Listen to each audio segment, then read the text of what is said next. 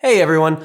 So I got the awesome opportunity to go over to the Sommerfelds house and just sit at their kitchen table and talk with them about something that happened in their life, really tragic event. But it was a really great time to talk about what happened, but then how God worked through all of the situations. They have a lot of cool stories about it. And so I know that you saw this video and you saw that it was 50 minutes long, which totally is a long time. So find a time where instead of watching, the coolest, newest program on TV, watch this instead, and watch that thing some other time. Because I think you'll be blessed by this. I think you'll be encouraged. I think you'll be able to now know a family from our church, and you'll be able to talk with them. And so anyways, enjoy this conversation with the Sommerfelds. I wanted to ask you guys just about what trusting the process has meant in your life journey. So do you guys have a story that you have been through in which you've had to trust the process? Well, we were pretty shocked when our son was taken during a climbing event. And don't like to call it an accident because we know it was the Lord that divined that day. And through that whole experience, God gave us mercies and graces that we would not have had in the natural. Mm-hmm.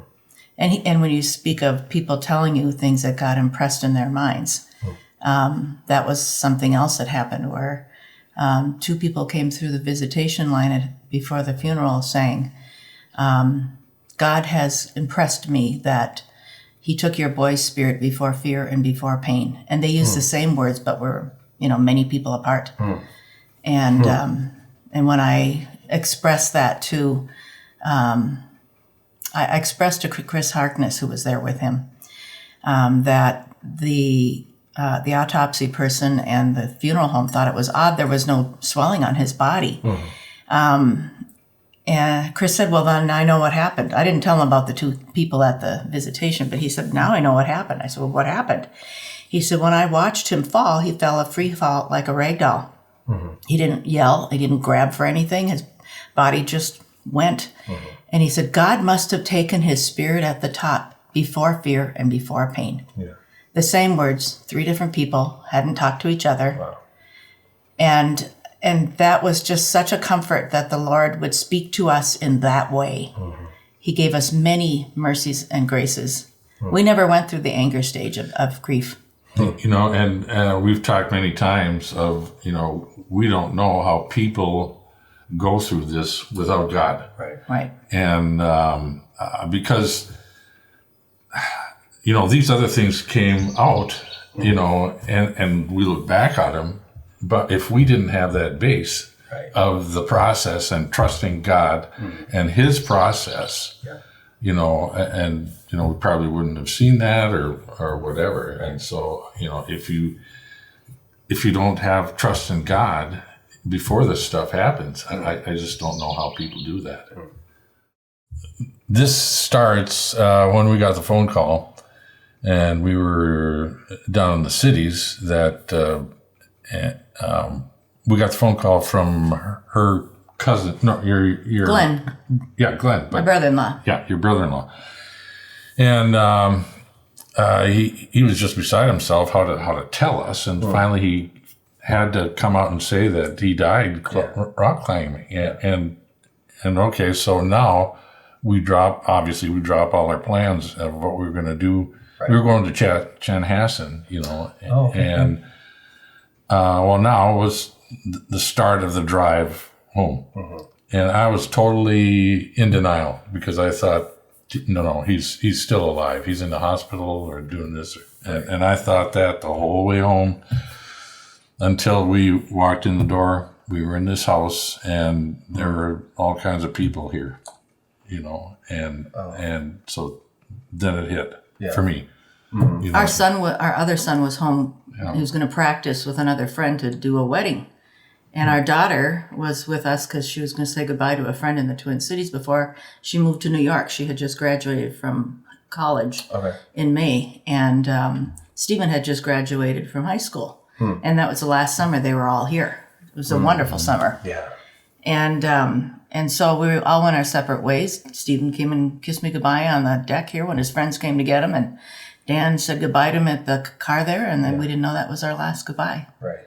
But then So yeah, Stephen, in high school, he was athletic. He was into rock climbing. Like, tell me rock climbing and skateboarding and snowboarding. Right, skateboarding. He liked that kind of stuff, and he was a part of the Explorer Post, which is a branch of the Boy Scouts. Oh, okay. So 4 years earlier, before that happened, he had started training with rock climbing legitimately with trained people. Like with the harnesses, belaying, all of the safety equipment. The 3 other boys that were with him were all more experienced and older than him by at least a year. Okay. And they were using all new equipment. And all the boys had taken one climb, and 2 of them had taken a second climb. And Stephen was in the process of his second climb. Okay. And it was, it's kind of a unique place because most rock climbing goes from the ground up. So you climb up and you belay down. And Tetagooch at Shovel Point, you start at the top. Okay. And you tie off to trees. And you put cloths underneath your rope and your belaying device so no objects get in it. And so you belay down and you climb back up. Oh. And the rock face is very smooth. There's nothing to grab onto. And it's an experience. Like, you have to be good at rock climbing. Okay. So one of the boys had gone to their equipment to take a drink of water. Chris Harkness was watching. And another boy was belaying. And suddenly Stephen turned. And they heard a twist in the rope, a noise they said they had never heard before. And then suddenly the rope broke and he fell. Like the rope broke at the top. Where it was supposed to I be. think he was, He was down 20 feet, they said. he was already down. Yeah. Oh, okay. And so they heard the twist and the rope broke. And Chris said he saw the rope go back and forth and fray. Yeah. And somebody stopped him from jumping after him, like he thought he could save him by jumping after him. And the oldest boy that was kind of leading the thing ran down a 15-minute trail in 5 minutes. And when he got down there, his heart was beating so hard that he thought Stephen was still okay. He thought he was still alive. Yeah. Oh, geez. And he yelled up, he's got a heartbeat. Yeah. But the rescue boat had already come from Silver Bay. And they said, I'm sorry that he's gone. And that's not him. That's you. But just a little background on who Stephen was, Yeah. to lead up to that. He was his own person. He was smart.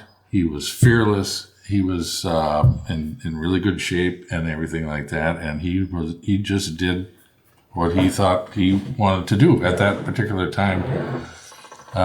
We took a trip out to the Badlands, on our way out to Wyoming at one point, and we stopped at this overlook of the Badlands, and I'm looking around at these hills that were right at this overlook, and the rain had balled up the clay or whatever was around there, and it's just like walking around on marbles and everything, and I thought, wow, I don't think I'd even want to go up on these hills here. Okay. And all of a sudden we're looking around for Stephen. Where's Stephen? He's up there. He's on the top. He's 11 years old. He's 11 years old. He's on the top of the hill, and he wasn't really way far up. And I'm thinking, how's he going to get down? But that's the kind of kid he was. And he, one He always had an answer for things. Yeah, and one of his friends, he has described him as unapologetically himself. Yeah, right. Unabashedly himself. Right. And so, he was a very interesting child. And there's one time that he was, he needed some discipline. And I eventually could get to him, when I was trying to straighten out his behavior or whatever. So I don't know why I was mad at him one time, and I was just giving him things to do, like break the yard, pick this up, and I don't know why he did any of that. Okay. But he did it. But he did it. and I could see that this was going nowhere. Yeah. And Steve and I said, come on here and go in your room and you write as many times as you need to until you get it, that it's up to you. You know, you keep writing that down until you get it. It's up to you. And so he went into his room and came out after, I don't know, about 10 sentences or something like that. And he said, it's up to both of us. And I said, okay, I'm with that.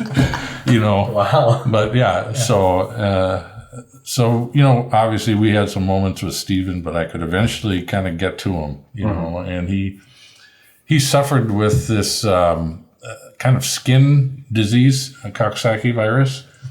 And it's informally known as hand, foot, and mouth disease that is often contracted from animals. Okay. And our boys would go down and live with my sister during the weeks before the state fair and help set up the fair. Okay. And so they'd live with Auntie Diane, and they would drive to the fair and set up and then go back to Auntie Diane's. Well, we sent them down there for that week before the fair, and I gave them their insurance cards and stuff, and I said, "Now, you don't be a bother. You take care of yourself." Well, I should have not said that. Because they went to some emergency care where somebody diagnosed it wrong and gave him prednisone, which made it worse. I had to go down and get him on Monday. He was writhing in pain. I'd called the clinic before I went, and they said, just come right in. Don't go into the waiting room. He might be contagious. He was in the hospital for over a week, and he lost 20 pounds. Oh, no. Yeah, his throat was dry. He had sores all over the inside of his mouth. In fact, he had an appointment. This was a year after all of that he died. And he had an appointment that in a few days after he died at the Mayo Clinic that we had to cancel. Because Coxsackie, they said, the nice thing about this is you'll never get it again. Well, he had a more mild case of it in December and couldn't go back to school in January for a week. And then another more mild case in May. And all of those were different strains of that same virus. But he was just kind of coming out of it finally. Now, you know, it appeared that he wasn't going to have to fight this skin disease, you know. And there was this other episode where he and I were at odds, you know, and he was kind of running down into the woods there, and I was chasing after him. And Just right over there? well, kind of, there's trails across the street there, and it was partially snowy still, and I was having a hard time keeping up with him. And you know, I finally caught up to him, and I told him, Steve, I don't know why God is allowing this to happen to you, you know, because I think that was part of his frustration, obviously, you know, that he had to put up with that. And I said, I really don't know why God is allowing this to happen, but he must have a reason. And then so we straightened it out on the trail there, and he said, well, I just want a little bit of alone time, you know, and so then I said, well, okay. So then I went home, and then he came back after a while. I don't know what it was, but you know, he dealt with a lot of stuff. Yeah. And so, but He also had a lot of allergies, and he finally begged us to get shots for that. yeah, Because we tried all kinds of things, and Yeah. the kid felt miserable. yeah. He didn't look like he felt miserable, but I think that was behind some of his behaviors. Yeah.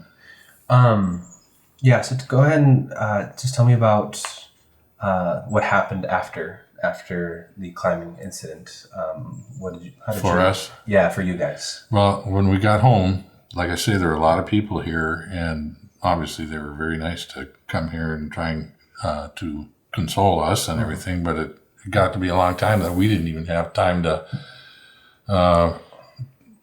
Talk to each process this, you know. Yeah. And so I finally told everybody, you know, it's time for the family to get together now, you know. And so it was, you know, just kind of a blur after that, at least. I do remember that a bunch of neighbors that knew our kids came to give their, you know, just into the doorway there, you know, about 3 or 4 couples came in and expressed their sympathy. And all the boys that were there that day came and my sister and brother-in-law came from that lived in Hermantown, and a lot of other people had come and gone by then. It was late, and we all just huddled in a circle and prayed, because we suffered a loss, but these boys are going to carry that with them the rest of their lives. And so we prayed for them and thanked them for everything they did to help in that emergency situation that you can never be prepared for. Right. And they've been just really kind and thoughtful, ever since. And so you never know you're going to have a relationship like that with people, your kids' friends. But and we did, until the funeral, we didn't know all of his friends, that came to the funeral, because he went with a different crowd, but he liked everybody, and so it was very comforting to see that he had influence on some of these people that we never knew. And the kids particularly, and the people just jammed Lakeview for the funeral. So these kids were kind of down and outers. Yeah. He drove up the driveway one day that summer in July, I think. There's a carload of kids, and he said, "Dad, can we have some wood for fire, and can we have some hot dogs and some marshmallows and some, he didn't want to bring matches. He wants to be the big, I can start a fire. Dad showed me how." And these kids, 2 of them were adopted, and they were the youngest in their families, and were kind of ignored. A third one was child, I think, number 7 out of 9, all of them having different fathers, and had to take care of the younger siblings. We found out while mom's working the boats. Right. I mean, they came from terrible situations, and Stephen had a heart for them. And of course, he didn't come home. Guess what I did today? Or guess who my new friends are? But he wanted to show these kids stuff that we always did, because we didn't do things that cost a lot of money because we didn't have much. Well, and I grew up in a family where, a lot of times we were down on the shore or whatever making, fires and that kind of stuff. And so they remembered that. Yep. They wanted to do And so he taught them how to skip rocks. He taught them how to build a tower of marshmallows and try to knock it over with a rock from a distance. He taught them, he wouldn't let them bring anything to start the fire. He had to do that his own. And they roasted hot dogs and marshmallows, and then they came home. And we really didn't know these kids. We were wondering, who are these kids? What. But after Stephen died, I just felt impressed to look at the book where people signed in, and I found these kids, and I called them. And we just felt like we should offer a Bible study for them. So we invited them over for like 2 weeks after the funeral, and they all sat around our kitchen table, and we shared stories. We just sort of grieved together. And that was the first time we started to get to know them. And by the end of that evening, we asked them, "Would you be willing to come to a Bible study if we would do this? And I will cook supper, and we'll have Dan will provide us a Bible study." "Oh, yeah. And so they came, and they came every Tuesday. Wow. Starting in September into February, pretty much. Wow. And then it kind of died off. But I would cook chili or spaghetti or whatever. And we had a bunch of Bibles around here, and we Stephen had a bunch of Bibles too. And so and some of the kids knew their way around it, and some of the kids like Chris Harkness and Anna Nelson from Lakeview knew these kids and came to the studies too. And Dan really wanted to give them the plan of salvation if they hadn't heard it. And so he would help them, and Anna would help them, and Chris would help them find, because there was sometimes like 9 kids here. And he would give them the study and ask them to read, so they would have experience in reading scripture. And we let them keep Stephen's Bibles. And we really prayed over that and hoped that that effort and those Bibles would really work in their hearts. And in February, there was a retreat for college-age kids at Covenant Park Bible Camp. And so I thought, I asked Joel, I think, was the youth Osterland. And so I said, is it too late for a couple of kids to come? No, they can come. So we got Mark and Belva, and was it John that went? Oh, man. John Clemens, and his dad was a Lutheran pastor from the range. And Mark was this dear soul who was the youngest adopted child and pretty much neglected. And Belva was the one that had many siblings and, So the three of them went to camp. And Mark was just troubled. He was really convicted of his sin. And he finally found Joel, and they prayed together, and he gave his heart to the Lord there. And there's a tree there that the camp kids bought in honor of Stephen. Yeah. And they wanted to see that tree. That was where Stephen loved to be, and that was where that tree was. And sadly, Mark's life was so desperate, even after he gave his heart to the Lord and the devil was really working on him. He had come into some money after a car accident, and people found out about it. So he was in this apartment down a couple blocks from St. Luke's Hospital on 1st Street in one of those apartments. And they found out that he had collected this money. He had bought a guitar, and he had some things there. They broke in on him, and they beat him up. They took his money. They took his guitar. And they tied him up with duct tape. And they left, and then he tried to get himself out of this tape. Of course, it didn't stick because he was all bleeding, and he walked himself over to the hospital. And this was in January, actually, because I remember he was in the hospital when Stephen's birthday came around. Okay. And he called us from the hospital. His jaw was broken, his lock shut. He had concussion. And he called us and he apologized. He said, I'm really sorry, I can't go to the cemetery. He was sorry to us. Yeah. And it just broke my heart. Yeah. And not long after that, he committed suicide. He did get his things back. The police, they're not very bright. The people that stole from him were not very bright, and went to a pawn shop. And the police were able to track it down and get it for him. But it was just so heartbreaking. And I would go over to his apartment and try to bring him some, Ensure or what is Boost or something like that, because he only could have liquids. And but just anyway, the testimony of Stephen's life. What an impact. Wow. We got a card from Gordy Mesdahl, who worked at KDNW for a long time. And he lives up in, I think, Cloquet or Asco. I think Asco. And he went to a church up there.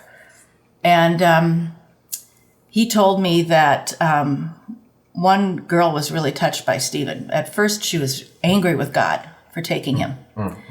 And she came to the funeral. I didn't know most of the kids that came through, And I tried to be strong for the kids, and I'd let myself weep with the adults that I knew. But this one girl came through, and she was just crying.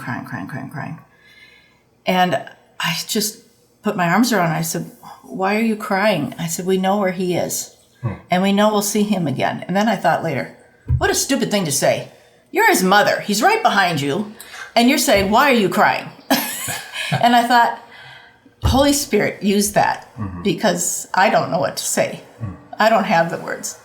And Gordy wrote this letter that this girl stood up and testified after she had come to the visitation, that she had, after hearing that we knew where he was and he was okay, she wasn't mad with God anymore. And she renewed her Christian faith because of all of that. And it wasn't because of Susan, and it wasn't because of Dan. It was the Holy Spirit. And was it Belva that was talking about the stars? Yes. Okay. We would have Belva come for dinner because we just felt so sorry for her. And we'd have steak because she loves steak. She never had steak. I like steak, by the way. Okay, do you?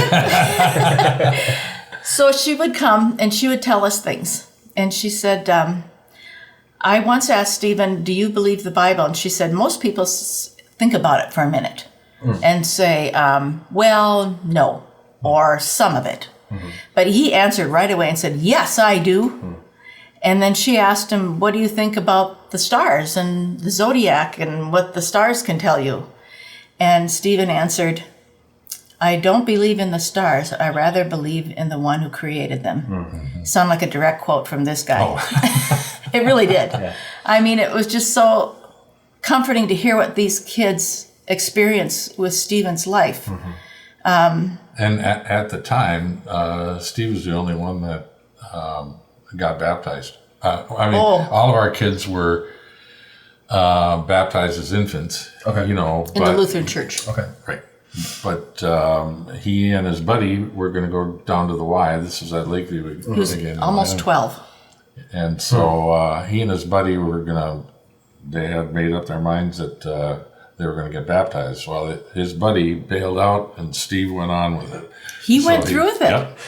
And this was the New Year's, you know, there's always a baptism down at the Y, and he had to give his testimony and go through with it. And Durbin, he just bailed out on it. He's very shy too, but we just think it was so wonderful. Hey, hi, it's me again for some reason. So my cameras have a time limit of how long they can record. So I had to stop the camera, start it again. We kind of lost where we were at. So that's why there's a pause here right now in the video. So here we go for the next part of the video. Just probably a couple of things for sure about maybe how we grieved differently. Sure. And so. Sure. Yeah. I think that. Yeah. Be helpful. If you're. Can you tell that I was the emotional one, or maybe you thought he was? Big baby right here. But go ahead and just tell the story quick of when you were going through the things, and then we can kind of talk about just your grieving process. Well, he died on August 21st, 1999. Okay. And that was about 2 weeks before school was about to start.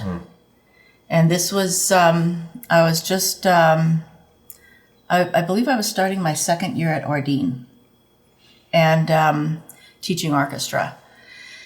And I thought, I better go talk to the principal and a counselor. And so I did that. I spent about 2 hours with them. And I got a chance to tell them a lot of the things that the Lord did for us through this. And, you know, there were tears, but there was great joy. I mean, honestly, the things that the Lord did for us was the first time that I could really feel God loved Susan. Not this little speck in this large mass of Christian community. Yeah. He loved me personally with the things he did that were just for me. And that I've never really recognized that before. I'm sure it was there all my life, but it was really, really intense then. And so I told them, I said, you know, I don't think I want to not come back to work, because how will I fit in later? And what will it profit if I stay home and weep? Sure. I'm not going to do that. And so I said, I do want to come, but I want there to be some limitations on some things. I said, I will come to that first meeting, and then when you're done with the staff and all the introduction stuff, I want to step out, and then you can let them know what's happened. Because there may be some that didn't know that. And there were some people that were, you know, people go on vacations before school starts again. And so I said, and then I will be happy to talk to them about if they have questions or whatever, but not before school or during school. When the kids are gone, come and see me. Yeah. I'm happy to talk to you. Yeah. And so we set it up that way, and I went back to school. And there was a man who had he was a little bit older when he had his only child, because they worked they wanted a child so badly. So this really touched him. He couldn't imagine losing this son that he had waited so long for. And he came and talked to me and had tears in his eyes. And, you know, I was able to share the Lord with all these people because I was keenly aware. When you know of somebody in your community that's been through a tragic event, you know that everybody looks at him that way. It's not, there go the Sommerfelds. There goes a couple that lost a son. Yeah. And I thought, how am I reflecting my Lord? I don't want them to think that I'm angry with God, because I never was. I don't want them to think that he's not enough for every situation, because he is. And I really want to be sure that I let them know that my God loves me. And I have a relationship with him that I never would have had if we hadn't been through this. Yeah. So I'm grateful. I feel I would never ask for this. Right. But Yeah. I feel like somebody in the Old Testament that went through something they didn't understand why, but they knew God was there. And they knew God was in it, and they wanted to see what God was going to do with it. And in this whole situation too, what has obviously kept us together and everything was that we were not angry, at God or anybody else. With that, we were, in lockstep with that. And actually, some people encouraged us to sue the rope people and the gree people. Sure. And, we knew because of the examination that they had of what happened, is that the boys were doing everything right, and there was no real reason why any of that should have gone wrong. Right. And there was a whole year examination, and they tried to repeat it, and it couldn't happen. And so this was God's timing. Yeah. Both of us knew when they started that investigation that lasted a year and a half, and we have a 50-page book that's, I have it out on the counter here, that says at the end, we can only conclude it was a fluke. Yeah. And we knew they wouldn't come up with a logical, physical, natural answer, because God really impressed on our hearts that it was his day, and we don't know why. We will someday. Yeah. But God Right, took right. him, Yeah. like they said, before fear and before pain. Yeah, and then in our grieving process, like I say, they were both very different. Susan needed to read some books and stuff, and there are a lot of great books out there. Yeah. And maybe I didn't give it enough of a chance or anything, but in my mind, I understand people have gone through this before, but I mean, for me, what would take care of a lot of pain or whatever it would be, okay, if somebody can take me to where he is and I can hold him again and I can talk to him, if you've got somebody that can do that right now, that's what I want. Yeah. And I know that doesn't exist now. That will be, when we see him again, but that's not going to happen while we're on earth. Yeah. So, and that's why I really didn't read anything. God gives me little touches of him in dreams occasionally. It's been farther apart as time rolls along, but during that fall, I asked God, I said, I didn't get to say goodbye. He was gone. And so can you let me hear his voice? And in a dream one night, and I don't think it was that night, but when Stephen would be out with his friends, he would tell us who's going to be with and where they're going to go, and that when he would be back. The phone rang in my dream, and I answered the phone, and he said, hello. Yeah. He said, I'm with so-and-so, and we're going to be back by 11 o'clock. Okay? I said, okay. I heard his voice. Yeah. And maybe it was I don't know what it was. I really think it was God answering my prayer in the best way he can. Yeah. Because you can't let Stephen has no, I don't believe that's another thing. People that don't have the Lord tend to think, oh, my child is an angel now. No, children don't become angels when they die. My child is with me. No, they're with the Lord. Yeah. That's what Scripture says. Yep. And I want to know what is the truth, because I am not comforted by lies. Yeah. And some people who don't know God are comforted by lies, and they believe things that aren't true. Right. But I really think that all the questions that I had and all the things that God would do. He let us see things in we saw his last camp booklet from that summer that said on the first page, who is it that you look up to the most? And he said, my dad. You know, who sets the example for you? And on Wednesday, it said, have you given your heart to the Lord? And he wrote in big capital letters, Y-E-S. You know, he was very determined about what he had to say. Yeah. And so all these little things, God knew when we needed a little comfort boost. And it would come through his closet, or would come through his dresser, or through some friend of his. And the kids always knew what we wanted to hear, because they would tell us stories of times with him.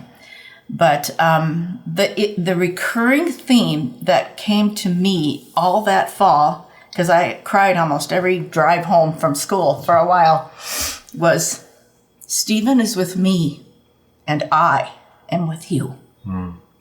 Over and over. If I ever wrote a book, which I won't, it would be, he is with me, and I am with you. Yeah. Because Stephen can't be with us in any way right now. But God never fails. He's been with us every single minute of every day. And it's just precious. And so it's been pretty much, you know, day by day. For sure. There's not a day we don't think about him. No, you know, and obviously it softens a little with time, but you never forget, you know, obviously. You know. Obviously. I have very infrequent bad days. But I really think that is God letting me know, if I wasn't carrying you, this is how you'd feel all the time. This is when I let you know how much I love you and how much I'm carrying your burden. Yeah. So don't think you're doing it. You're not. You know? And that was another thing. He was the one that was the rascal of the three, pretty much. And God really impressed on my heart at the time, what makes you think that your sin is any less guilty than your son's sin? Because he had gotten himself into a little trouble that summer. And our pastor at the time said, you know, where was he with the Lord? And we didn't look through all of his stuff, and he was 18, and he was graduated, and he was working a job, and, you know, we didn't really discuss all of that that summer. And I said, I know he gave his heart to the Lord, and I know he loved Bible camp and loved all those things, but I couldn't tell him specifically because it had been a long time since we talked about that, you know, his personal faith. But the Lord revealed all that to us in his grace and mercy. And he really impressed on me that just because your sin is different than his sin, it's no less wrong. He really wanted me to look at my sin as being just as guilty as anybody else's, because God doesn't measure that. People gave so generously because God gave me this thought. He doesn't want flowers. He loved Bible camp. Let's put everything to the Bible camp. And so like Covenant Park Bible camp? Yeah. Okay. So we didn't think about that until the second night. And so they put one obituary out, and then the second one, could you change it and ask them not to send flowers, but to send contributions for a Covenant Park Bible camp. Sure. And so we were able to set a fund to give. We wanted it to be solely for paying for kids' camp. Sure. That couldn't afford it. Sure. And some churches, like the church we were at, had enough finances to back kids that needed it. Sure. Other churches didn't. Sure. And so we were in connection with people from other churches and with the camp, and they knew who needed the money. Yeah. And we got letters. I said, the only thing I want is a letter after your experience telling me what camp was. Yeah. And we just were so blessed by what God did with those kids. Yeah. And one mom wrote me and said that her husband had been fallen away from the Lord, and he had lost his job, and he became bitter. And when that scholarship fund paid for camp for their kids, he came back to the Lord. Wow. He was so blessed by that, and their whole family was blessed. And I just can't even describe to you just how wonderful that was. And we managed that fund for quite some time. And we wanted it to grow, but then they let us know that if we were handling it, we couldn't Sure. advertise it and all that, Yeah. like, because it would be like it was coming to us. Sure. And so, in fact, we set it up at his sister's bank. Okay. And she was the one that was in charge of that to make sure it was only spent for that purpose alone. Okay. And so we gave it over to the camp a few years ago. Okay. And they're managing it, and they can make it grow. And anybody who wants to can contribute in that way. Yeah. Then there was another family, and we do not know who they are, that came to the pastor and gave them $10,000. Wow. And they wanted it to be towards some kind of memorial for Stephen. And it's taken all these years, but it was last summer that it was finally, it took them a long time to figure out what they're going to do. Sure. And they needed 3 times that much money. Okay. And churches contributed toward it. That climbing wall is in honor of Stephen. The zip line and the climbing wall, Yeah. because people were so generous and so touched Yeah. by what happened, that climbing wall was a gift Wow. from people from different churches. And There's supposed to be a little plaque on there, but There I is. don't know. Yeah. Yeah. there is. And so we went to that dedication Yeah. last June, a year ago, June. Is it that On the new? 30th? Yeah, it was Oh, June 30th. I believe it was. Yep. Last year or the year before? I don't remember. I believe it was last year. Okay. And it was also the Sunday that Salem had for Sure. that weekend. Yeah. And so we got to meet some people from Salem. Maybe it was 2 years Yeah, ago. I think so. I think it was, because your mother was still living. Yeah, your mother Yeah, came with right, us. yeah, So that she was did. 2019. That was It was just before 2019. the. Okay.